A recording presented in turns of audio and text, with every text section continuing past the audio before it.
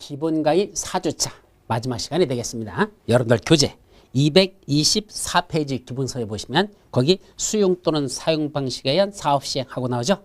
그래서 도시개발 사업을 시행하는데 이제 무슨 방식으로 하는 거? 수용 또는 사용 방식으로 시행하는 내용이 무엇이느냐? 그걸 이번 시간에 살펴보도록 합니다. 먼저 수용 또는 사용 방식이라는 건 어떻게 하는 거겠죠? 토지 소유자들에게 보상비를 주고 사업 시행자가 그걸 사가지고 결국 안 파는 사람은 강제로 사는 게 수용이라 그랬죠. 그래가지고 거기를 개발해가지고 분양을 원하는 사람들에게 그걸 분양하는 거, 공급하는 거, 요거를 수용 또는 사용 방식을 한다. 그때 누구만 수용할 수 있을까? 조합을 제외한 모든 시행자는 다 수용할 수 있습니다. 조합은 제외됩니다. 왜냐하면 조합은 수용 방식으로 사업을 시행할 수 없다 그랬으니까 조합을 뺀 나머지 시행자들은 다 수용 방식으로 사업을 시행할 수 있습니다. 근데 그 중에 특히 누가 있단다? 민간 시행자. 여기서 말하는 민간 시행자라는 건 누굴 말했었죠? 국지공 정지 고 빼고 나머지 밑에 있던 사람들, 그걸 원래는 민간 시행자라는데 이 자들은 토지 면적 3분의 2 이상을 소유하고 토지 소유 총수 2분의 1 이상의 동의를 받으랍니다. 그럼 이게 무슨 말일까? 토지 면적 3분의 1 이상을 소유하라는 얘기는 민간 시행자로서 수용 방식으로 사업을 시작하려면 일단 도시개발구역 안에 있는 땅의 3분의 1 이상은 먼저 사들이라는 얘기입니다. 소유하라 그랬잖아. 그러니까 소유권을 취득하라는 얘기입니다. 결국 매입하라는 얘기입니다. 사들이고 나머지 남은 거 얼마 남았죠? 3분의 1. 3분의 2 이상을 매입했으니까 3분의 1 이하 남은 거 있죠? 그 땅은 뭘 주겠다는 얘기야? 수용권을 주겠다는 얘기입니다. 강제로 살 수 있는 권한을 주겠다는 얘기죠. 따라서 민간 시행자는 처음부터 수용하는 건 안 되고 3분의 1까지는 네가 자발적으로 사들이고 남는 땅 3분의 1 그것만 수용 방식으로 하겠다는 얘기입니다. 근데 일단 3분의 1만 소유했다고 무조건 다 할 수 있을까? 안 됩니다. 또 하나 조건 있죠. 토지 소유자 총수 2분의 1 이상의 동의도 받아야 됩니다. 따라서 그 아래에 있는 그 구역에 있는 토지 소유자들의 적어도 100명 있다면 50명 이상의 동의는 받아야 된다는 얘기입니다. 왜 이걸 만들어놨죠? 사람들이 원하지 않는데 저 새끼가 지가 땅만 많이 갖고 있다고 해서 지가 한다. 이거 인정 안 하겠다는 얘기입니다. 토지 면적이 넓은 것만 중요한 게 아니고 거기 있는 사람들에게 신뢰도 얻고 있는 사람, 신망도 있는 사람. 그게 토지 소유자 총수 2분의 1 이상의 동의도 받아야 그래야 민간 시행자는 수용 방식으로 사업을 시행할 수 있습니다. 자, 수용 사용에 관련된 특별한 예외가 있다. 특례. 어떤 거? 자, 이거는 원래 수용 사용에 관해서는 무슨 법을 정의하더라? 공익사업을 위한 토지 등의 취득 및 보상에 관한 법률. 줄여서 공익사업법이라 썼어. 이게 공익사업을 위한 토지 등의 취득 및 보상에 관한 법률. 이걸 줄여서 공익사업법이라고 쓴 거죠. 즉 공익사업을 시행하고 싶다면 이런 영리사업이 아니라 개인의 영리 목적이 아닌 전체를 위한 공익사업을 시행하고 싶다면 그때는 뭐 할 수 있다? 공익사업은 토지 등을 토지나 건축물 그 밖에 권리들이야. 토지나 건축물 같은 그런 그 밖에 권리들을 뭐 할 수 있다? 취득할 수 있다는 얘기죠. 이제 취득이라는 건 원래는 협의 취득이 원칙입니다. 먼저 협의해가지고 사들이라는 얘기입니다. 근데 협의가 안 되면 그때는 강제 취득에 들어갑니다. 그 강제 취득을 여기서는 수용이라고 표현한 거죠. 강제로 살 수 있고 협의해서 사되 안 되면 강제로 살 수 있고 취득이라는 얘기고 그에 따라서 뭐는 줘야 된다? 보상비는 드리라는 얘기입니다. 그게 공익사업을 위한 토지 등의 취득 및 보상에 관한 법률이라는 것이 바로 수용과 관련된 기본법이라는 얘기입니다. 그 법에서 원래는 수용과 관련된 내용들을 다루고 있습니다. 그럼 토지 등을 수용하려면 수용하려고 하는 자에게 무슨 권이 있어야 수용권이 있어야 됩니다. 수용할 수 있는 권한이 없으면 토지를 수용할 수 없다는 얘기죠. 그럼 토지 등을 수용하기 위해서는 뭘 해야 된다? 원래는 그 시행자가 공익사업임을 국장이 인정해 줘야 됩니다.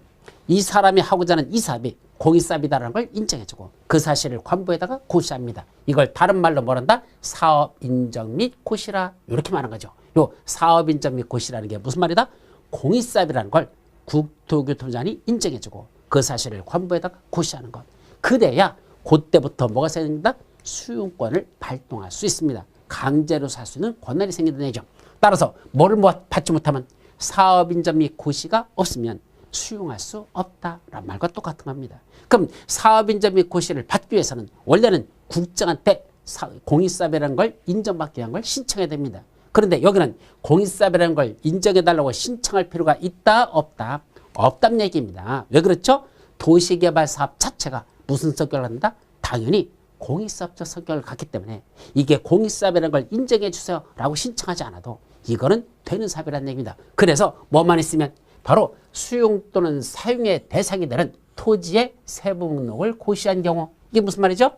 어떤 토지를 수용할 것인지 그 세부 목록을 작성해서 고시하라고 했잖아. 이걸 세목고시 어디서 나오죠? 바로 개발계획을 수립할 때 거기 박수치자 임수나 박수 임순했을 때 두 번째 수용 대상이 되는 토지의 세부 목록을 고시하는 것, 이것이 원래는 어디에 들어간다? 그게 개발계획에 포함시키는 건데 그거는 구역을 지정한 후에 나중에 개발계획에 포함시킬 수 있다 이랬었잖아. 바로 그 수용 대상이 되는 토지의 세부 목록을 고시하는 그 순간부터 뭐가 생겼다? 사업연재 및 고시가 있었던 것으로 본답니다. 따라서 세목고시, 이걸 줄여서 그래. 세목고시가 있으면 그때부터 무슨 권이 생겼다? 수용권이라는 게 발동할 수 있더라 이 얘기입니다. 그래서 세목고시가 있으면 그때부터 사업연재 및 고시가 있었던 것으로 본답니다. 근데 우리 국토법에서 국토이계 및 유경에 관한 법률에서 뭐 봤었죠? 도로 만들고 공원 투성하고 학교 짓는 사업, 이 추운 날씨에 도시군 계획 시설 사업을 시행하시라고 고생이 많은 사업, 바로 도시군 계획 시설 사업에서도 그때도 그것도 공익사업이라 그랬죠? 도로 만들고 공원 투성하고 학교 짓는 것도 공익사업이잖아. 그러면 그 도로 만들 땅이 필요하다면 강제로 살 수 있는 수용권을 발동할 수 있습니다. 그때는 따로 사업인정 및 고시를 받으러 가야 됩니까? 국장한테 사업인정 신청해야 됩니까? 안 해도 된다 그랬습니다. 뭐만 있으면 실시계획을 고시한 경우 그때부터 사업인정 및 고시가 있었던 것으로 본다. 국토의 계획 및 유경에 관한 법률에서 도시군 계획 시설 사업을 시행할 때는 실시계획을 고시만 하면 그때부터 사업인정 및 고시가 있었던 것으로 본다 그랬었죠. 그때는 실시계획의 고시입니다. 근데 도시개발법은 실시계획의 고시가 아닙니다. 바로 세목고시입니다. 수용 또는 사용 대상이 되는 토지의 세부 목록을 고시했다. 즉 여기 있는 땅 중에 어떤 걸 수용할 건지 그 세부 목록을 작성해서 그걸 고시하는 순간 그 토지들은 무슨 대상이 된다? 수용할 수 있는 권한에 발동할 수 있는 대상이 된다. 수용 대상이 된다는 뜻입니다. 그게 바로 세목고시가 있으면 그때부터 사업연재 및 고시가 있었던 것으로 본다. 중요한 거죠. 자, 두 번째, 재결 신청을 하라 그랬죠. 재결 신청 뭡니까? 먼저 토지보상비에 관해서 협의를 하는데 협의가 이루어지지 않으면 더 이상 다투지 말고 누굴 찾아간다? 관할 토지수용위원회에다가 이 금액 좀 정해주세요 라고 신청하는 걸 뭐라고 부른다? 재결 신청이라는 걸 하게 돼 있죠.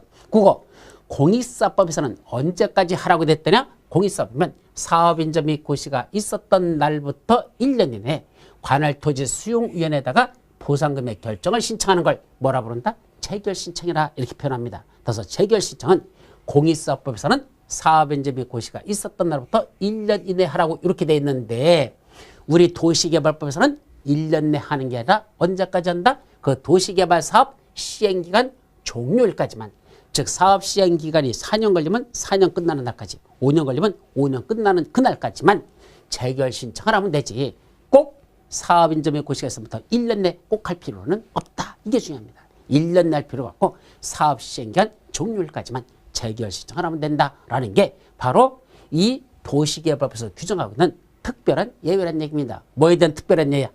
공익사업법에 규정되어 있는 내용과 다르게 도시개발법에서 따로 사업인정 및 고시가 있었던 것으로 보는 시점, 재결 신청하는 시간, 요거 기간, 요게 공익사업법과 다르게 규정했다는 얘기죠. 그러면 공익사업법에 규정된 내용하고 도시개발법에 규정된 내용하고 서로 내용이 다르면 그때는 어떤 게 우선한다?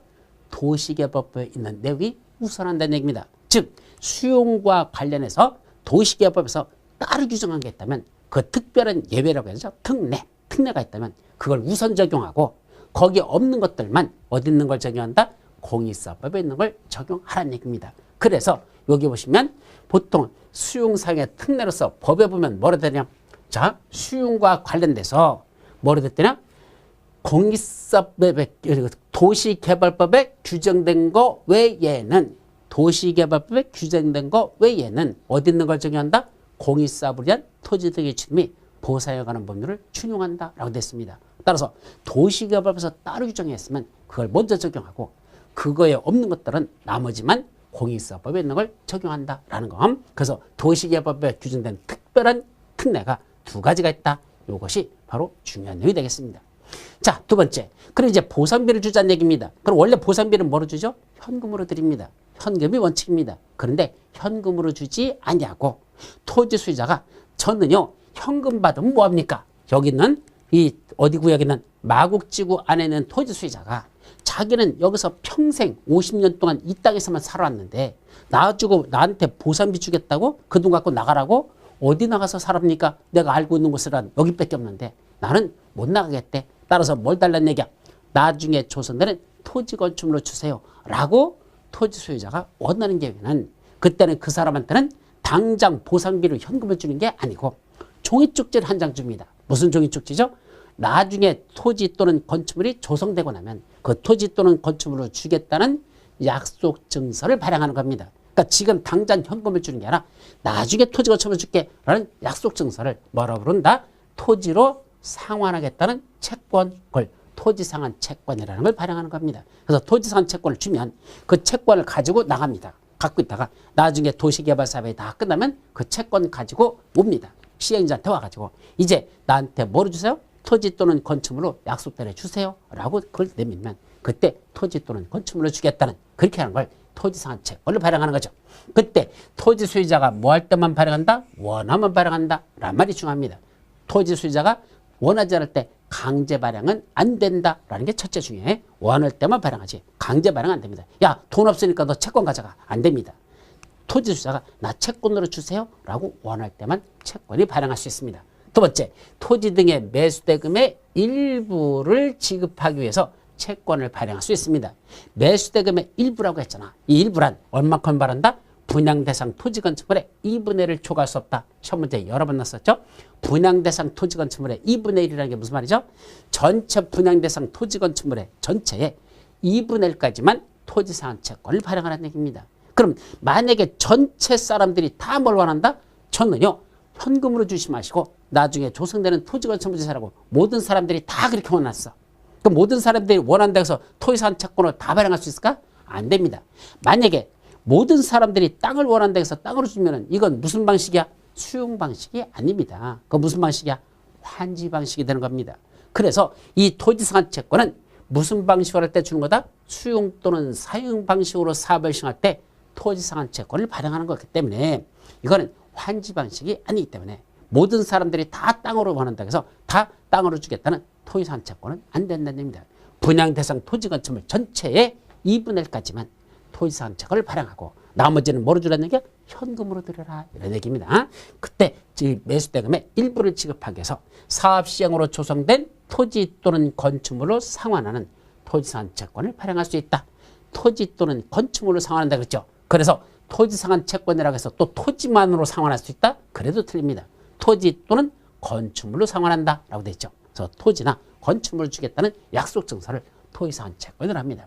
그때 누가 발행할 때는 민간 시행자가 발행한답니다. 이때 일정 비율 초과 공동출자법이라고 말했죠. 이때 공동출자법이라는 건 누굴 말하죠?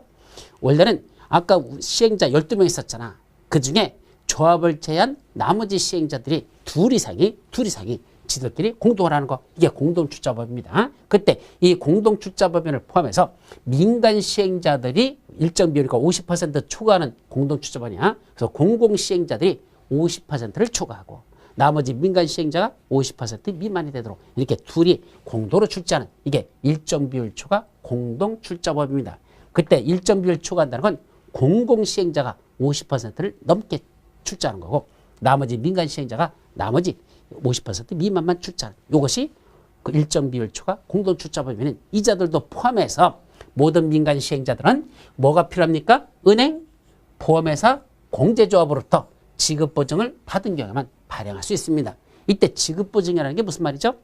자, 이거 발행할 때 뭐라고 발행합니까? 일단 이 종이쪽지 가지고 가 얘기입니다. 개발 끝나면 너한테 토지 또는 건축물을 줄게 이 약속이잖아.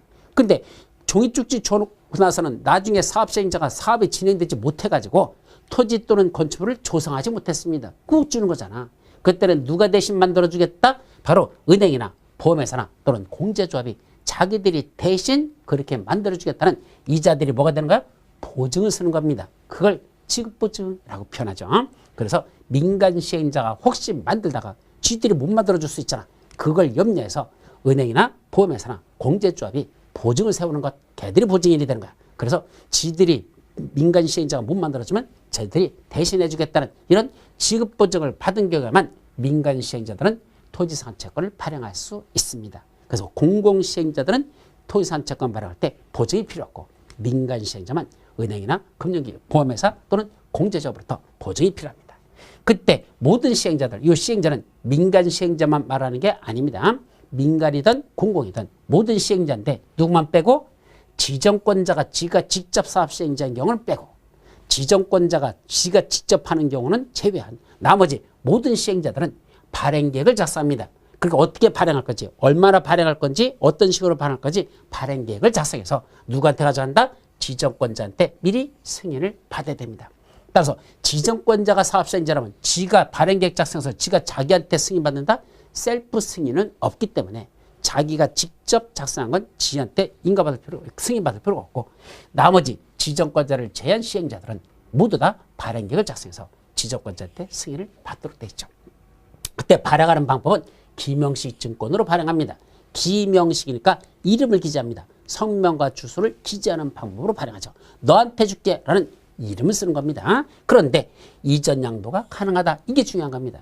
원래 기명식 증권으로 발행하는 이유는요. 너에게만 주겠다 해서 발행한 거야. 따라서 이름이 있으니까 나중에 이름 있는 주인이 찾아오라는 얘기야. 그럼 너한테 토지 거침을 줄게. 이게 원칙이거든요. 그런데 이거는 기명식 증권으로 발행했음에도 불구하고 타인에게 이전이나 양도가 가능하다는 걸 조심합니다. 왜 이렇게 만들었을까? 자, 토지 건축물로 주겠다고 발행은 했는데 사실은 현금으로 주는 거였었잖아.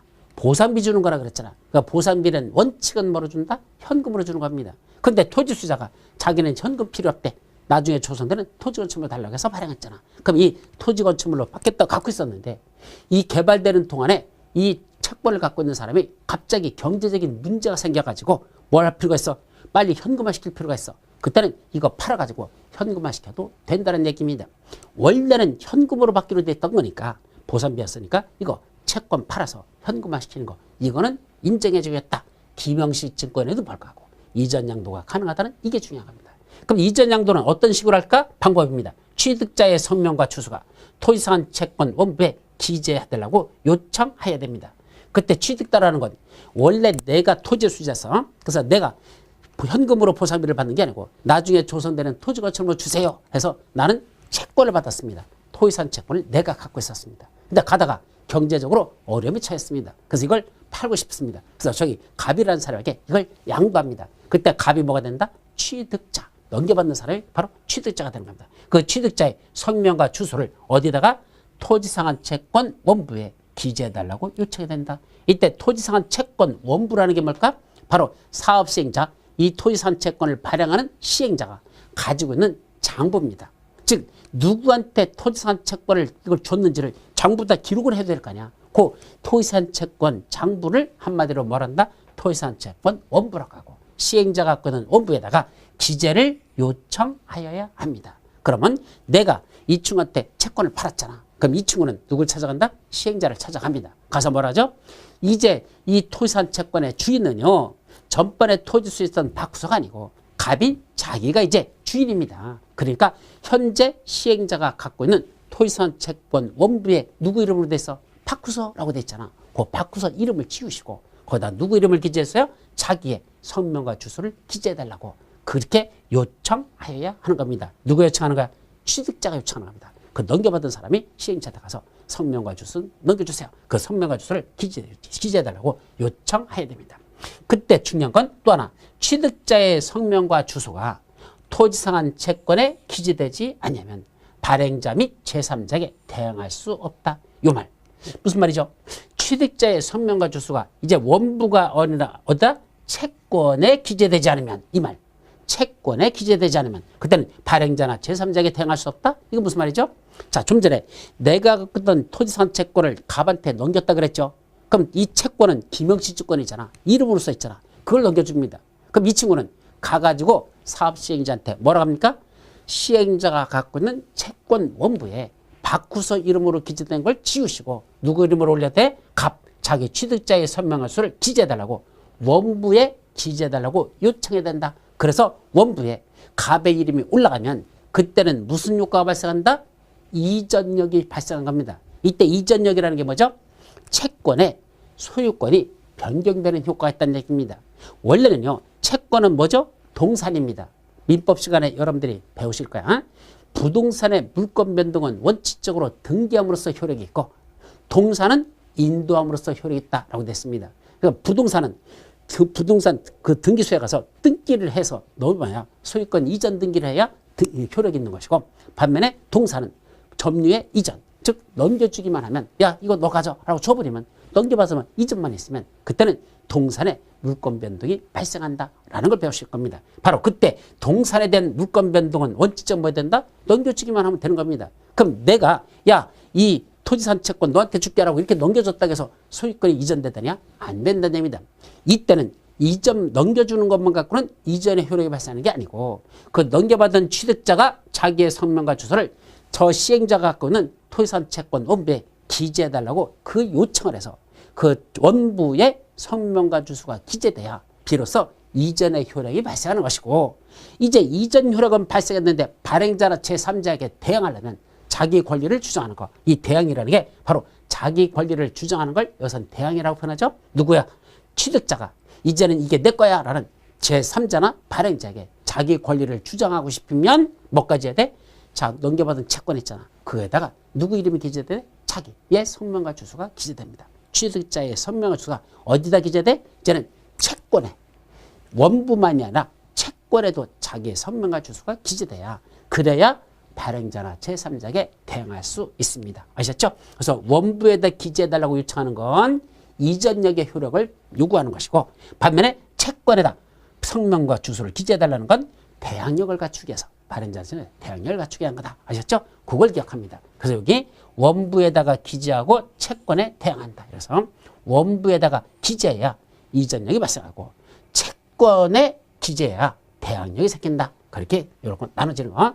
채권에 기재해야 대항력이 있다는 거. 원부에 기재해야지 발행자나 제3자가 대항할 수 있다면 틀려버려. 원부가 아니라 채권에 기재된다. 아셨죠? 그걸 구분해서 기억해 두도록 합니다. 그래서 토지산 채권도 시험 문제에서 항상 영순위에서 아주 출제가 될 테니까 이 정도는 반드시 기억해 두셔야 됩니다. 자, 넘어서 조성토지 등의 공급. 그럼 조성토지 등의 공급한다는 건 이제 수용 방식으로 조성이 끝났습니다. 넘겨줘야 될 거냐? 그러면 누구는, 이 시행자는 누구한테? 지정권자한테 공급계획을 작성해서 제출해야 됩니다. 공급계획이 뭐죠? 쉽게 말하면 원래 공급이라는 용어는요, 있죠? 일로 와보십시오. 원래 공급이라고 썼는데 이 공급은요, 크게 보면 두 가지입니다. 첫째는 분양이 있고 또 하나는 임대가 있습니다. 분양, 임대, 이 두 가지죠. 이걸 합쳐서 우리 법에서는 뭐라 본다? 그걸 공급이란 말을 씁니다. 자, 그럼 공급이라는 건 첫째, 소유권을 이전하는, 일으켜주는 것들, 아파트 분양 공고하잖아. 그때는 소유권을 이전하는 건 분양이죠. 반면에 임차인을 모집해가지고 새를 살아라 이렇게 할 때 그것도 공급인데, 그 임차인한테 주는 거 그건 임대라고 합니다. 그래서 분양과 임대를 합쳐서 이 법에서는 공급이란 말을 쓴다는 거 그렇게 정의합니다. 그럼 여기서 시행자가 지정권자한테 가서 공급계획을 제출합니다. 이런 식으로 분양 아파트는 이렇게 분양할 것이고 분양 토지는 이거고 임대는 이렇게 하겠다라는 그걸 공급계획을 작성해서 지정권자한테 제출하라는 얘기죠. 요게 작년도 시험 문제 나왔었습니다. 이때 제출이란 말을 썼죠. 이거 그래서 시행자는 공급계획을 작성해서 지정권자의 승인을 받아야 된다. 땡, 틀려버렸습니다. 공급계획을 작성해서 지정권자한테 승인받은 게 아니라 공급계획을 지정권자한테 제출해야 된다라는 표현을 주시면 됩니다. 그때 행정청이 아닌 시행자들은 지정권자한테 직접 갖다 주는 건 안 되고 누굴 거칩니까? 시장원수, 구청장을 거쳐서 지정권자한테 제출합니다. 원래 지정권자가 누구죠? 시도지사. 그러니까 밑에 있는 사람들은 행정치 아닌 시행자는 바로 위로 시도지사한테 올라가는 게 아니고 중간 촐다구인 시장원수, 구청장을 거쳐서 지정권자에게 그 제출 공급계획을 작성해서 제출하도록 이렇게 돼 있다는 거. 요거까지는 첫 번째. 두 번째, 이때 공급하는 방법으로서는 경제입찰 방법, 추천 방법, 수의계약 방법, 하나 더 이 원해인지 공급 방법, 이렇게 네 가지가 있습니다. 그 중에 앞에서 세 가지, 경제입찰 방법, 추천 방법, 수의계약 방법. 첫째, 경제입찰이라는 건 뭐 하는 거죠? 최고 가격으로 입찰한 자를 낙찰자로 하는 겁니다. 다시 말하면 여기 조성이 끝난 땅들 있잖아. 자, 여기 있잖아. 이렇게 땅이 끝났잖아. 그럼 조성이 됐잖아. 요 땅 사고 싶은 사람은 와 그랬어. 그때는 몇 명이 왔어? 10명이 왔습니다. 그럼 10명 뭐 하라는 얘기야? 써내 그럽니다. 그러면 가장 높은 가격으로 응찰한 자, 가장 높은 가격으로 써는 자, 그 자를 뭐라 하자? 낙찰자. 너한테 줄게. 이렇게 하는 건 무슨 방식이다? 그게 경제입찰 방법입니다. 그럼 원칙은 뭐다? 경제입찰입니다. 원칙은 경제입찰을 합니다. 그런데 뭐로 하는 것도 있다? 추첨의 방법으로 하는 경우도 있습니다. 이때 추첨이라는 건 뭐죠? 이 땅 얼마를 써내라가 아니고 얼마다라는 건 시행자가 정해줍니다. 예를 들면 평당 200만 원이야 라고 정해줍니다. 근데 이 평당 200만 원을 공급할 때니까 원하면 오란 얘기입니다. 그때는 몇 명이 왔어? 10명이 왔습니다. 그럼 뭐 하란 얘기야? 뽑아란 얘기입니다. 그래서 손 집어넣고 이렇게 해서 뽑았더니 당첨하고 나오면 그 사람한테 평당 200만 원을 주겠다는 얘기입니다. 이거는요. 왜 추첨 방법을 할까? 가격이 너무 뭐 하는 것들 좀 과열되는 것들 이걸 막으려고 할 때 추첨 방법을 합니다. 다시 말하면 이 땅값은 너무 비싸게 팔으면 마지막은 누가 피해를 보죠? 그 건물 쳐가지고 넘겨받는 사람들, 그 사람들이 피해봅니다. 예를 들면 아파트를 칠 땅인데 너무 비싸게 낙찰받으면 그때는 나중에 분양가가 올라갈 수밖에 없습니다. 그럼 사실은 마지막 사는 사람들이 피해를 볼 수 있다는 얘기죠. 그 아파트 사는 사람들이. 그래서 너무 비싸게 받지 않도록 하기 위해서 사전에 적정한 가격으로 평가해서 그 분양가를 정해놓고 그 다음에 와서 뽑으라는 얘기입니다. 당첨자한테 그자에게 추첨해서 당첨자에게 주겠다는 얘기죠. 이것들은 너무 비싸게 받아서는 안 되는 땅들입니다. 예를 들면 국민주택규모 이하의 주택건설용지. 자, 국민주택규모니까 원칙은 국민주택규모는 호당 또는 세대당 주거 전용 면적이 85제곱미터 이하 되는 거. 이게 국민주택규모입니다.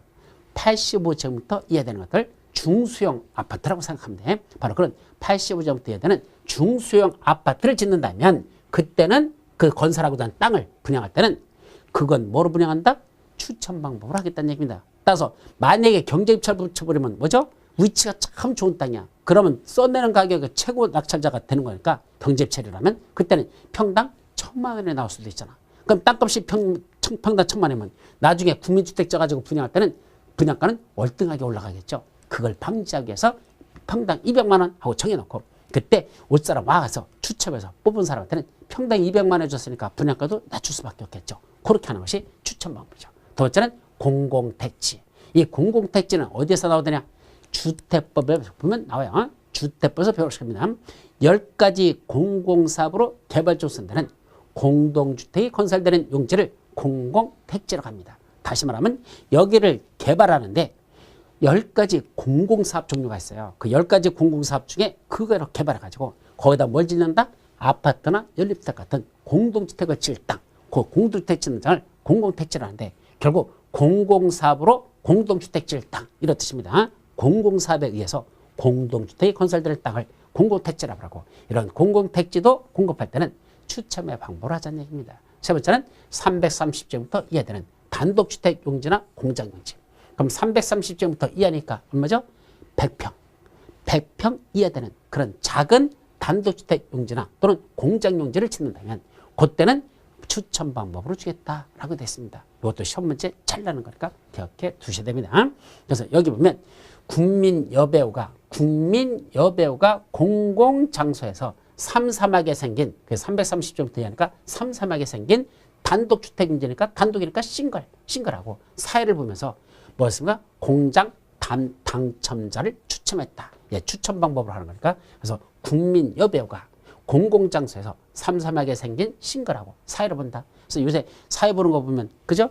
여자하고 남자하고 둘이 하잖아. 보통 그렇게 사회 보잖아. 그래서 뭐해서 공장 당첨자를 추첨하는 걸 이런 국민여배우가 공공장소에서 삼삼하게 생긴 싱글하고 사회를 보면서 공장 당첨자를 추첨했다. 뭐 이렇게 봅니다. 어쨌든 요 내용은 여러분들이 추첨 방법을 하는 거라는 거. 그 다음에 세 번째 무슨 방법? 수익이야. 이때 수익액이 뭐죠? 수익액이 흥정하는 겁니다.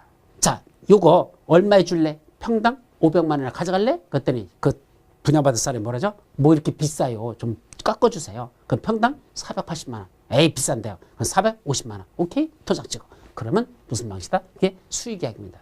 서로 가격을 협의해서 정하는 거. 이게 수익계약이죠. 이건 어떤 것들이 그러죠? 학교용지나 공공청사용지 등 공공용지를 공급할 때는 수익계약 방법을 합니다. 자, 학교용지, 공공청사용지 뭐죠? 학교용지. 여기 초등학교 질 땅이랍니다. 그럼 초등학교를 짓는데 사립학교가 아니야.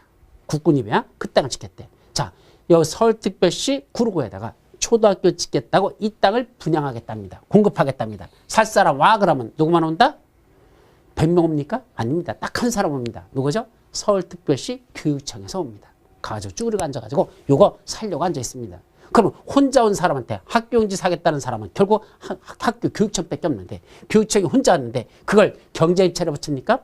한 사람이 왔는데 무슨 경제입찰입니까? 추첨합니까? 아니 한 사람이 와서 혼자 추첨하면 100% 당첨이게? 이거는 말이 안 되죠. 그때는 뭐 한다? 수의계약합니다. 이거 학교용지 얼마에 팔으면 좋을까? 가격을 서로 흥정하라는 얘기입니다. 그때는 수의계약. 두 번째, 공공청사용지. 여기가 서울특별시청 지을 땅이래.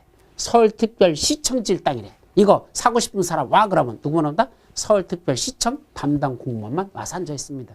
이것도 뭐 할 수밖에 없다? 수의계약을 할 수밖에 없습니다. 자, 두 번째, 토지상한 채권에 따라 토지를 상환할 때. 아까 토지상한 채권은 좀 전에 나왔었죠? 여기서 토지상한 채권. 여기 핵심 뭐더냐? 토지 소유자가 원하면 토지상한 채권을 발행할 수 있습니다. 그때 토지상한 채권은 강제 발행은 안 된다 그랬습니다. 소유자가 원할 때만 발행하라 그랬습니다. 근데 문제되는 게 뭐죠? 자, 토지 보상비를 주는데 수용 방식이야. 지금 수용 방식에서 이 땅값 얼마면 될까라고 계산해 봤더니 전체 이 가격이 이 도시개발구역에는 수용 방식이라는 토지 가격이 대략 추정해 봤더니 평당 10만 원씩만 주면 되겠어. 그래서 총 이거 보상비 약 1,000억 정도면 되겠다 싶어서 보상비로서 1,000억을 마련을 해놨습니다. 보상비 얼마? 평당 10만 원씩 잡아서 총액 1,000억을 마련했습니다. 막상 보상에 들어가 보니까 아닙니다. 주변에 있는 땅들도 같이 올라가가지고 이게 평당 10만 원 갖고는 보상이 안 되고 평당 20만 원씩 들어가더라는 얘기입니다. 그럼 원래 얼마면 됐었는데 평당 110만 원씩 잡아가지고 1,000억이 들어가려는데 평당 20만 원씩 들어가면 결국 2,000억이 필요하잖아요. 그럼 얼마가 빵꾸 났어? 1,000억이라는 돈이 빵꾸가 나잖아요. 지금 1,000억밖에 없는데 그럼 1,000억이 나죠? 그때는 뭘 발행한다? 토지산 채권을 발행할 수밖에 없습니다. 근데 문제는 이 토지산 채권은 돈이 없으니까 채권이라도 발행해서 나중에 땅으로 줄게 할 수는 있다는 얘기입니다. 그런데 문제는 뭐죠? 지금 토지산 채권은 강제 발행이 안 된다 그랬습니다. 그럼 토지 수요자가 원할 때만 발행한다고 그랬잖아. 토지 수요자가 원하는 경우에만 발행한다 그랬으니까 그때는 원하도록 흥정하는 수밖에 없습니다. 자, 토지 수요자가 와가지고 뭐죠? 보상비 주세요 그랬습니다. 근데 뭐로 달래? 현금으로 달랍니다. 나는 현금 있어 없어? 돈이 부족한데 당신은 채권으로 드리면 안 될까요? 강제로 하는 건 안 되니까 안 될까요? 라고 묻죠. 그랬더니 전 채권 필요 없는데요? 그러죠. 그럼 당신한테는 땅을 싸게 줄게요. 싸게 줄게요. 그 채권을 주되 당신한테는 싸게 주겠다는 얘기죠. 그러면 만약에 나중에 이걸 당신이 만약에 산다면 평당 200만 원은 돼야 되는데 지금 얼마 줄게? 너는 평당 180만 원에 줄게. 그러니까 땅을 싸게 줄 테니까 채권으로 가져가랍니다. 그때는 뭐라죠? 180만 원? 아, 그것도 너무 비싼데 싫어요. 그럼 170만 원 줄게. 아, 또 싫어요. 그럼 160만 원 줄게. 160만 원이면 200만 원 팔으면 40만 원 남네? 아, 괜찮다. 그럼 지금 저는 현금으로 주는 게 아니라 나중에 땅으로 주세요. 그럼 그래서 토지산 채권이 발행이 됩니다. 가격이 200만 원에서 160만 원 더 조절되죠? 이것이 바로 뭐죠? 바로 뭐로 이루어진다? 수의계약으로 벌어지는 게 가능하더라. 그게 수의계약 방법입니다. 그래서 토지산 채권에 따라 토지산할 때는 소유자가 원하는 계약만 하기 때문에 강제 발행이 안 되기 때문에 흥정해가지고 채권을 팔 수밖에 없다. 토지산 채권은 수의계약으로 하는 겁니다. 자, 또 경제입찰이나 또는 추첨의 결과 2회 이상 유찰됐을 때 경제입찰에 붙였는데 유찰됐어. 추첨했는데 추첨할 사람이 오질 않아서 아무도 없어. 그럴 때 몇 회 이상? 2회 이상. 그래서 유찰돼 버리면 그때는 뭘 한다? 그냥 1대1 수의계약으로 팔 수밖에 없습니다. 그때는 수의계약으로 공급할 수 있다. 그렇게 이해하시면 됩니다. 여기까지. 자, 마지막 원형지 공급. 그럼 원형지라는 건 뭐더냐? 이것도 시험 문제 아주 출제가 잘 되는 내용입니다. 원형지, 원래 형태 땅 이런 뜻이죠. 여기서 보시면 어디가 원형지야? 지금 여기 있는 지역 중에서 일부가 뭐더냐? 자, 여기 보니까 지금 뭐야? 뭐 폭포도 만들어져 있고 돌들도 이쁘장 돌들이 이렇게 쌓여 있습니다. 그리고 나무들도 우거져 있습니다. 경치가 참 멋지다는 얘기입니다. 그럼 이렇게 경치가 멋진 지역을 불도저로 싹 밀어가지고 그냥 평지로 탁 만들어가지고 그러고 분양한다? 별로 그거 바람직하지 않다는 얘기입니다. 좀 전에 봤던 이런 지역들 보십시오.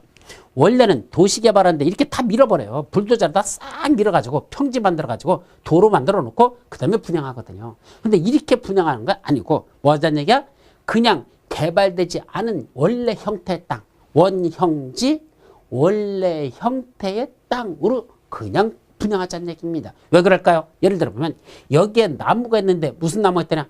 300년 된 소나무들이 즐비합니다. 그럼 300년 된 소나무가 즐비한데 그걸 도시를 개발한답시고는 싹 300년 나무를 다 잘라버리고 다 없애버리고 평지로 만들어 공급한다? 그 300년 된 나무를 다시 300년 동안 기르려면 몇 년 필요하다? 300년 필요하다. 당연한 얘기죠. 그럼 300년 된 나무를 갖다 다 뽑아버리고 다 잘라낸다? 좀 그렇죠. 뭐 하자는 얘기야? 300년 된 나무를 살려서 개발하자는 얘기죠. 따라서 그냥 현재 있는 300년 된 나무 그대로 공급할 테니까 너희들이 거기를 어떻게 거기를 어떻게 분양하면 좋지는 그 자연 상태를 살려가지고 알아서 해보라는 얘기입니다. 이게 원예지 공급입니다. 아니면 여기 뭐가 있단다? 이런 돌덩이 같은 것들이 있는데 이 자연석 돌들이 워낙 멋집니다. 거기 있는 것들이 다 옥돌들이고 이렇게 해서 참 멋집니다. 그걸 싹 까먹여서 평지로 만들까? 아니, 그 자연 상태를 그대로 살려서 개발했으면 좋겠다는 얘기입니다. 그럴 때는 뭐로 준단다? 원형지 공급이랑 한다는 얘기입니다. 개발되지 않은 상태의 땅으로 그냥 주겠대. 그래서 원형지를 공급하는 목적은 도시를 자연 친화적으로 개발하거나, 자연 친화적이라는 게 현재 있는 자연 상태를 그대로 살려서 개발한다 얘기입니다. 아니면 복합적 또는 입체적으로 개발하기 위해 필요한 경우. 복합적 입체적이라는 건 이렇게 평지가 아닌 울퉁불퉁하니까 요 울퉁불퉁한 걸 살려가지고 계단식으로 개발하거나 또는 불을 파가지고 그 속에서 이중으로 만들거나 여러 방법이 있겠죠. 그게 복합적 입체적인 개발이 되는 겁니다. 그래서 도시를 자연 친화적으로 개발하거나 복합적 입체적으로 개발해서 필요한 경우에는 뭘 받아야 돼? 지정권자한테 승인을 받아야 됩니다. 그래서 시행자가 지정권자한테 가가지고 이거는 까뭉개지 않고 원래 형태의 땅으로 그냥 공급하겠습니다 라고 지정권자한테 승인을 받아서 그때 주는 게 원예지 공급인데 그때 구역 전체 면적의 3분의 1 이내로 한정된다는 거. 이것도 중요한 거죠. 구역 전체 면적의 얼마까지만? 3분의 1 이내까지만 원형지 공급이 가능합니다. 따라서 전체를 다 원형지로 준다? 하나도 개발 안 했고 그냥 그 땅 그대로 판다? 이거 봉익임선달이 낙동강 대동강물 팔아먹는 거와 똑같은 거지. 지는 손 하나도 안 대고 개발도 하나도 안 하고 그냥 팔아먹는다. 이건 안 되고 3분의 2는 개발해서 팔고 나머지 3분의 1 이내에서만 원형지 공급이 가능하다는 걸 조심해서 생각합니다. 그럼 원형지는 아무나 다 살 수 있을까? 안 됩니다. 원형지를 공급받을 수 있는 자는 5명으로 한정됐습니다. 원형지 공급받을 수 있는 자들, 그 자들을 여기서 뭐라고 한다? 원형지 개발자라고 합니다. 원형지를 공급받아서 개발할 수 있는 자, 이걸 원형지 개발자라고 하죠. 그럼 원형지는 아무한테나 주는 게 아니라 이 개발자한테만 주겠답니다. 첫째 누구죠? 국가 또는 지방자치단체, 국가 또는 지방자치 행정청, 그 자들한테는 원형지로 공급할 수 있습니다. 두 번째는 공공기관, 아까 토수, 농관, 철매 6개 공공기관 했었죠? 아니면 지방공사, 여기 서울주택도시공사 또는 경기도시공사 이런 지방공사들 또는 국가 지방자치 또는 공공기관인 시행자가 국가라든지 공공기관인 시행자가 실시한 공모에서 선정된 자. 실시한 공모에서 선정된 자라는 게 무슨 말일까? 이게 자 국가나 지방자치나 또는 공공기관이 자기들이 이걸 사람들한테 뭐라고 하느냐. 자 여러분 현재 이렇게 자연경관이 빼어난 이런 땅이 있는데 이걸 여러분들한테 뭐 하고 싶다? 원형지로 공급하고 싶은데요. 여러분들이 여기를 어떻게 개발하면 좋겠는지 여러분들이 의무해보라는 얘기입니다. 어떻게 개발하면 좋겠는지 한번 의견을 갖고 오라는 얘기입니다. 그랬더니 그 중에 여러 명이 갖고 왔는데 그 중에 한 사람 거 보니까 참 멋있어. 그래 300년 된 소나무도 최대한 살리면서 이 멋진 돌덩이들을 모습을 살리면서 이렇게 개발하면 좋겠다고 나온 게 그게 공모에서 선정된 자라는 얘기입니다. 그럼 그 자한테는 뭐죠? 원형지를 공급합니다. 그래서 너는 그렇게 네가 선정된 대로 공모에서 선정된 그대로 여기를 네가 원형지로서 개발하라 이런 얘기입니다. 그 자를 원형지 개발자로 선정할 수 있는 거죠. 또 원형지를 뭐로 준답니까? 학교나 공장 등의 부지로 직접 사용하는 자에게도 원형지를 공급합니다. 그때 학교나 공장 등의 부지로 직접 사용한다가 무슨 말이죠? 이때 학교는요. 이게 초등학교를 말하는 게 아닙니다. 주로 뭐죠? 대학교 같은 겁니다. 그래서 대학교 같은 땅을 주는데 대학교 땅은 평지다 하는 게 아니라 산자락 같은 데 이렇게 계단식으로 다 이렇게 올라가는 게 맞잖아. 그러니까 운동장도 만들고 건물도 짓고 또는 연구관도 지어야 되는데 그런 걸 현재 자연 상태를 살려서 한번 해보라는 얘기입니다. 그게 학교 또는 공장 같은 이런 부지로 직접 사용하려는 자에게도 원행지 개발자로 선정해서 주겠다는 얘기입니다. 그럼 이 중에 가만히 보면요. 많이 보면 1번 국가 또는 지방자치단체 행정청이죠. 공공기관, 지방공사 다 공공시행자입니다. 그 중에 누구는 빠졌죠? 정부 출연기관은 빠져 있습니다. 원래 국지, 공, 정지 해서 정부 출연기관을 썼는데 빠졌죠. 바로 공공시행자 중에서 정부 출연기관을 뺀 나머지들 국가, 지방자치단체, 공공기관, 지방공사 이 자들이 바로 원행지 개발자입니다. 공공시행자들이 주로 원행지 개발자가 된다 이 뜻입니다. 누구 빼고? 정부 출연기관 빼고. 그 다음에 국가, 지자체, 공공기관의 시행자 바로 이런 공공시행자들이 실시한 공모에서 선정된 자도 그 자도 바로 그 원래는 누가 하려고 국가나 지자체 등이 지들이 하려고 하던 걸 공모에서 선정돼서 하니까 이 자들도 보통 공공기관에 비슷한 준하는 자가 되겠죠. 그러고 나머지 5번만 학교나 공장 등의 부지로 직접 사용하는 자들만 민간 시행자 성격을 갖습니다. 그래서 1번부터 4번까지는 공공시행자 성격이 강하고 마지막 5번만 민간 시행자의 성격이 있더라. 이렇게 일단은 그걸 구분해야 됩니다. 왜 구분할까? 밑에서 나옵니다. 그때 선정하는 방법, 원칙은 무슨 계획이다? 수익계획입니다. 수익계획이 뭐라 그랬죠? 가격을 흥정하는 거. 왜 그럽니까? 공공시행자들이니까. 그래서 1번, 2번, 3번, 4번. 이거는 공공시행자 성격을 가지니까 이 자들은 무슨 방식으로 한다? 원칙이 수익계획입니다. 우리 법에서요. 원칙이 수익계획인 건 거의 없어요. 원칙은 뭐죠? 경제입찰이에요.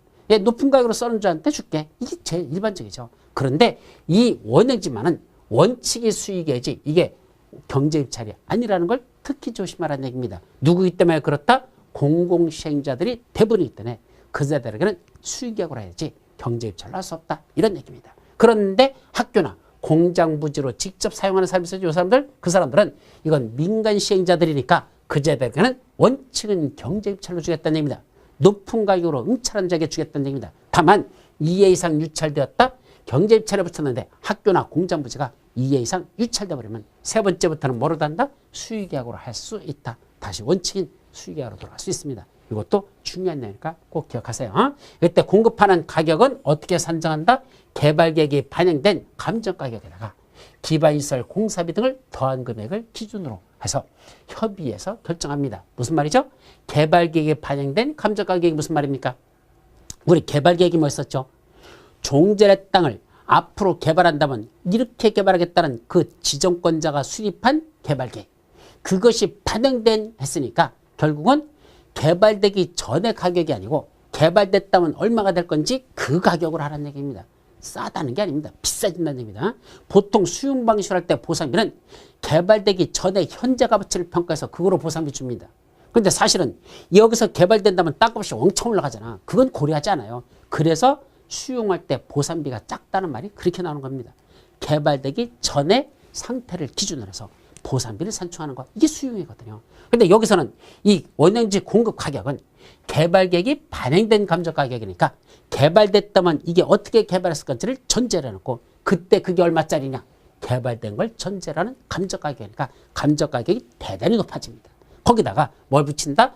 그 원형지까지 들어가는 기반시설 공사비, 도로 같은 거 설치했다면 도로 설치 공사비 있을 거냐. 그걸 합한 금액이 뭐가 된다?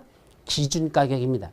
그게 공급가격이 아니고 그게 기준가격입니다. 그래서 개발계획이 반영된 감정가격이다. 기반시설 공사비를 더한 금액을 기준가격을 해서 그걸 기준으로 해서 사업시행자하고 원행지 개발자가 협의해서 금액을 정해합니다. 그래서 그러면 마지막은 협의해서 결정합니다.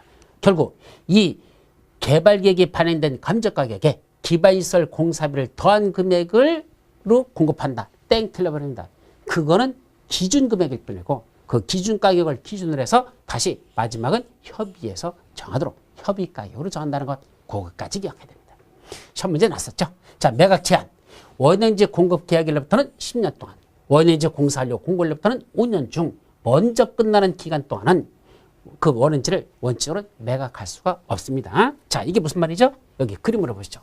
자, 원행지를 공급받았습니다. 그럼 원행지 공급 계약 체결이냐? 원형지를 공급을 받았습니다. 원행지 공급 계약을 체결했죠. 공급 계약 체결일이라고 했습니다. 그리고 원행지에서 공사를 했습니다. 그래서 개발이 다 끝나서 여기서 원행지 공사완료 공고를 끝났습니다. 공사 완료 공고일은 이날이랍니다. 그럼 뭐 한 날로부터는 이 원해인지 공급계약 체결로부터는 최장 몇 년? 10년. 이게 10년이야. 10년 동안. 원해인지 공사료 공고로부터는 이건 몇 년? 5년. 이렇게 됐습니다. 그러면 공급계약 체결로부터는 10년이고 공사료부터는 5년 중 먼저 끝나는 때. 그럼 여기서는 어떻게 먼저 끝났어? 이게 먼저 끝났네? 그죠? 공사료 공고로부터 5년이 더 짧으네? 그럼 끝나네. 요때까지는 뭐 하지 말라? 이거 공급계약 체결로부터 요때까지는 매각하지 말라는 얘기입니다. 못 파는 게 원칙입니다. 근데 누구는 괜찮단다? 국가 또는 지방자치는 제외. 그게 또 시험 문제 나왔었죠.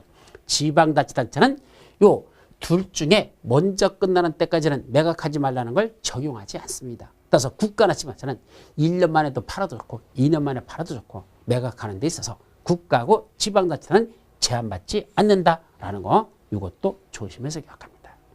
자, 마지막 이 수용 방식을 할 때 가격을 평가하는 방법은 어떤 방식으로 한다? 원칙은 감정 가격을 합니다. 재작년 시험 문제 원칙적으로 수용 방식을 할 때 그 토지 등의 가격을 평가하는 방법은 원래는 경제 입찰로 하는 게 아니라 원래는 뭐로 하는 게 아니라 공시지가로 하는 게 아니고 원래는 감정 가격을 하자는 얘기입니다. 다만 학교나 폐기물 처리시설, 공공청사, 사회복지시설 또는 이주단지 조성할 때 그런 것들은 감정 가격을 하지 않고 감정 가격 이하를 합니다. 여기 나와 있죠? 어떤 것들? 그거 학교, 폐기물 처리시설, 공공청사, 사회복지시설로서 무료시설만, 유료가 아니라 무료만, 또 이주단지 조성을 해서 토지를 공급할 때 그때는 무슨 가격을 한다? 감정 가격 이하로 정할 수 있습니다. 자, 원칙은 감정 가격인데 학교, 폐기물 처리시설, 공공청사, 무료 사회복지시설이야. 유료 사회복지시설은 감정 가격을 하고 무료 사회복지시설만 감정 가격 이하로 공급할 수 있습니다. 그래서 여기 조폐공사 옆으로 합폐공사가 이주하였다. 그래서 조폐공사 형님이 합폐공사한테 합폐공사가 이주했대. 그래서 학교, 폐기물 처리시설, 공공청사, 사회복지시설, 이주단지 조성 이것들은 감정가격 이하로 공급할 수 있는 것이다. 여기까지가 무슨 방식? 수용 방식과 관련된 내용이 다 끝난 겁니다. 자, 그럼 이제 마지막으로 이제 정리하자. 오늘의 마지막 정리입니다. 조금 남았으니까 정신 한번 이렇게 고개 한번 적고. 야, 한참 듣다 보면 머리가 띵해지죠. 예, 알아듣지도 못하겠고 도대체 뭐가 저렇게 복잡한지 진짜 어렵습니다. 근데 한 번 들어서는 안 됩니다. 한 번 더 듣고 첫 번째 들었을 때는 한 30% 이해가 될 겁니다. 두 번 들으면 한 60% 이해됩니다. 세 번 들으면 한 80%가 이해가 됩니다. 사람이라는 건 처음에 들을 때는 모르겠지만 두 번, 세 번 듣다 보면 신기하게도 아까 못 알아듣던 게 다시 들을 때는 귀에 들어옵니다. 이게 사람이 원래 그렇습니다. 왜? 워낙 어려운 내용이니까 한 번만 갖고는 안 되는 거죠. 그래서 반복적으로 듣는 거 이게 최선이에요. 그럼 몇 번 들으면 될까? 10번입니다. 제가 볼 때는 10번 보면 그때는 웬만한 건 머릿속에서 다 그냥 자동적으로 들어옵니다. 그렇게 되죠. 자, 정신 바짝 차리고 한번 다시 들어보자. 자, 수용 또는 사용 방식에서 누가 수용할 수 있다? 조합을 제외한 모든 시행자는 다 수용할 수 있습니다.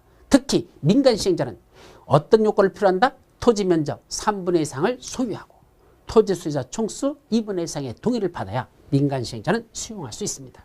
그때 수용 사용에 관련된 특별한 예외에 따라 다시 말하면 원칙적으로 수용 사용은 공익사법에 의해서 이루어지는데 공익사법과 다르게 도시개발법에서 특별한 규정을 따로 두겠다면 그때는 공익사법보다도 도시개발법에 있는 내용을 우선하여 적용하는 게 몇 가지가 있다? 두 가지. 첫째는 원래는 국장으로부터 공익사업이라는 걸 인정받고 그걸 관부에다 고시해야지만 수용할 수 있는 권한이 생기는데 여기서는 그런 절차 필요 없답니다. 뭐만 하랍니까? 수용 또는 사용 대상이 되는 토지의 세부 목록을 고시하면 그때부터 사업인증 및 고시가 있었던 것으로 봅니다. 그때부터 수용할 수 있는 권한이 생기죠. 바로 세목고시가 있으면 그때부터 수용할 수 있는 권한인 사업인증 및 고시가 있었던 것으로 본다. 두 번째, 재결 신청은 사업인증 및 고시가 있은 날부터 1년 내에 하라고 공익사업법에는 되어 있는데 여기는 1년 내에 할 필요가 없답니다. 언제까지 하면 된다? 도시개발 사업 시행기간 종료일까지만 재결 신청을 하면 됩니다. 자, 보상비를 주는데 현금으로 주지 않고 조성되는 토지 또는 건축물을 주겠다는 약속 증서를 발행하는데 그걸 토지 상환 채권이라고 한다. 이때는 언제 발행하죠? 토지 소유자가 원하면 발행할 수 있지 강제 발행은 안 된다. 두 번째, 토지 등의 매수대금의 일부를 지급하기 위해서 발행하는데 이때 일부란 분양 대상 토지 건축물의 2분의 1을 초과할 수 없습니다. 그때 주는 건 토지 또는 건축물로 상환하겠다는 채권을 토지상환 채권을 합니다. 그때 민간 시행자들은 함부로 발행하지 말고 은행, 보험회사, 공제조합으로부터 지급 보증을 받은 경우만 토지사한 채권을 발행할 수 있는 건 민간 시행자들. 또 지정권자를 제외한 모든 시행자들은 발행계획을 작성해서 지정권자한테 승인을 받는 게 토지사한 채권입니다. 이때 김영시증권으로 발행하되 타인에게 이전 양도하는 건 얼마든지 가능하다는 거. 김영시증권임에도 불구하고 이전 양도가 가능하다는 특별한 규정을 두고 있습니다. 그때 넘겨받는 사람을 취득자라고 하고 그 취득자의 선명과 주소를 토지상한 채권 원부에 기재해달라고 누가? 취득자가 시행자에게 요청하여야 합니다. 그래서 취득자의 선명과 주소를 토지상한 채권 원부에 기재해달라고 요청해야 합니다. 그때 취득자의 선명과 주소가 토지상한 채권에 기재되지 않으면 발행자나 제3자에게 대응할 수 없다. 그래서 채권에 기재돼야 발행자에게 대응할 수 있다라는 것도 아주 중요한 내용이라는 걸 기억합니다. 자, 조성토지 등의 공급을 위해서는 먼저 시행자는 공급계획을 작성합니다. 아까 토지사채권 발행계획하고 달라요. 이건 어떻게 공급할 건지 어떻게 분양할 건지 공급계획을 작성해서 지정권자한테 제출해야 되지 승인받는 거 아니다. 특히 행정청이 아닌 시행자들은 시장운수 구청장을 거쳐서 지정권자한테 제출하여야 합니다. 그때 조성토지 등을 공급하는 방법은 공급 방법이야. 첫째, 경제입찰 방법이 있더라. 이때 경제입찰이라는 건 최고가로 입찰한 자를 낙찰자로 보는 이런 걸 경제입찰인데 예외적으로 추첨 방법도 있다. 이때 어떤 것만 추첨이죠? 국민주택 규모 이하되는 주택건설 용지나 공공택지나 330제곱미터 이하되는 단독주택용지, 공장용지 이것들은 추첨 방법으로 쓸 수 있습니다. 자, 수의계약으로 할 수 있는 건 학교용지나 공공청사용지 등 공공용지를 공급할 때는 수의계약으로 할 수 있고 토지사한 채권에 따라 토지를 상환할 때도 이것도 수의계약이고 경제입찰이나 추첨 결과 2회 이상 유찰되면 세 번째부터는 수의계약으로 공급할 수가 있습니다. 마지막 원행지 공급이란 도시를 자연 친화적으로 개발하거나 복합적 입체적으로 개발하기 위해서 필요한 경우는 지정권자의 승인을 받아서 구역 전체 면적의 3분의 1 이내에 한정하여 원행지로 공급할 수 있습니다. 그때 원행지를 공급받을 수 있는 자들, 원행지 개발자는 몇 명 있다? 5명. 첫째, 국가 또는 지방자치단체. 두 번째, 공공기관. 세 번째, 지방공사. 네 번째, 국가, 지방자치 또는 공공기관의 시행자가 실시한 공모에서 선정된 자. 마지막, 원행지를 학교나 공장 등의 부지로 직접 사용하려는 자들은 원행지 개발자로 선정될 수 있습니다. 이때 선정하는 방법은 원칙은 수의계약을 합니다. 왜? 공공시행자들이 대부분이기 때문에 원래는 수의계약인데 다만 학교나 공장 부지는 민간 시행자들이 들어오기 때문에 이 자들은 원칙은 경제입찰로 하되 2회 이상 유찰되면 2번 이상 유찰됐을 때는 수의계약으로 할 수 있습니다. 원행지 공급 가격은 얼마로 공급한다? 비싸게 공급합니다. 바로 개발계획이 반영된 감정가격에다가 기반시설 공사비를 더한 금액을 기준으로 해서 그거로 공급하되 그때 기준에서 협의해서 결정하면 됩니다.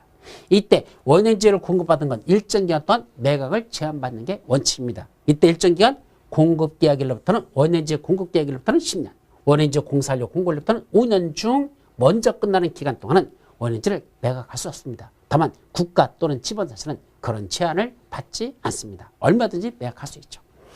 자, 수용방시할 때 가격을 평가하는 건 원칙은 감정가격으로 하는데 원래는 감정가격인데 감정가격 이하로 공급할 수 있는 것들이 몇 가지가 있더라. 대표적인 거 학폐, 공사, 이주. 그래서 학교, 폐기물 처리시설, 공군처사, 무료 사회복지시설. 사회복지시설도 무료가 있고 유료가 있는데 무료마냐? 무료 사회복지시설. 그 다음에 이주단지를 수용할 때는 그때는 감정가격 이하랍니다. 이때 이주단지 조성이 뭐죠?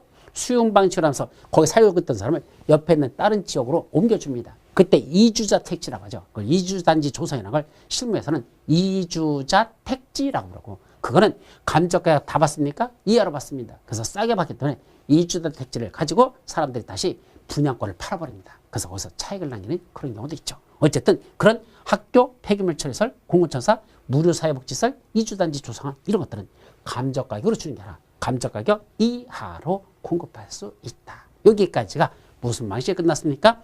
수용 방식에 관한 게 다 끝났습니다. 그래서 다음 주는 뭐 본다? 이제 마지막 뒤에 나오는 환지 방식에 관한 내용들하고 도시개발 후반부하고 그 다음에 정비법 앞부분 그 내용까지 다음 주에 살펴보도록 합니다. 오늘 여기서 마치도록 하죠. 여러분들 날씨가 상당히 춥습니다. 항상 건강관리 잘 하시면서 또 다음 주에 반가운 마음으로 뵙도록 합니다. 오늘 여기서 마치도록 하죠. 여러분 수고하셨습니다.